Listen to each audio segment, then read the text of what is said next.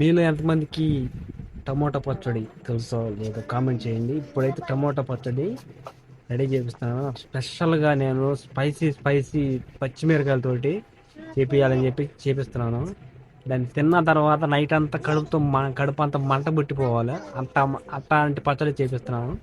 ఇప్పుడు ఎట్టా ఇప్పుడు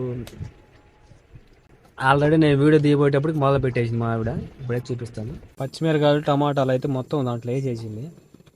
చూపిస్తాను ఒకసారి. ఉడుకుతున్నాయి, మామూలుగా ఉడకట్లేదు. అవి ఉడికి నేను అప్పుడప్పుడు దీనికి ఇట్లా చేపిస్తుంటాను. మీలో ఎంతమందికి ఫ్రెష్గా వేగిన తర్వాత కొంచెంసేపు చల్లారిన తర్వాత అప్పుడు మిక్సీకో లేకపోతే గ్రైండర్కో దేనికో దానికి వేసుకోవాలి, లేకపోతే ఎనుక్కోవాలి. ఇప్పుడైతే ఇంతవరకు రెడీ అయింది.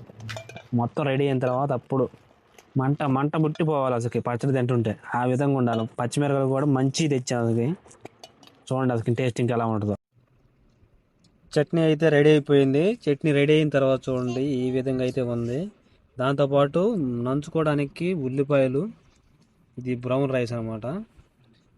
దీని కాంబినేషన్ అసలు మామూలుగా ఉండదు. ఇక ఇంత పచ్చడిగా కలుపుకొని తింటే మాత్రం గోపలు అదిరిపోవాలి అసలుకి. ఈ పచ్చిమిరకాయలు అసలుకి మామూలుగా అసలు పట్టుకుంటేనే ఫస్ట్ కూరగాయ మార్కెట్ పట్టుకుంటేనే అసలు ఘాటుగా ఉండయి. తింటే ఇంకా ఎట్లా ఉంటాయి మరి.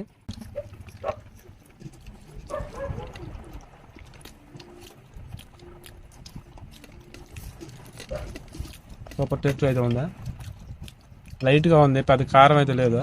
ఏదో చాలా కారం ఉంటుంది అనుకున్నాను, చాలా లైట్గా ఉంది, సరిపోద్ది. ఈ కాంబినేషన్ మీకు ఎలా ఉందో, ఎలా అనిపించిందో కామెంట్ చేయండి. మరొక వీడియో తోటి మళ్ళీ ముందుకైతే వస్తాను. అంతవరకు అందరూ బై.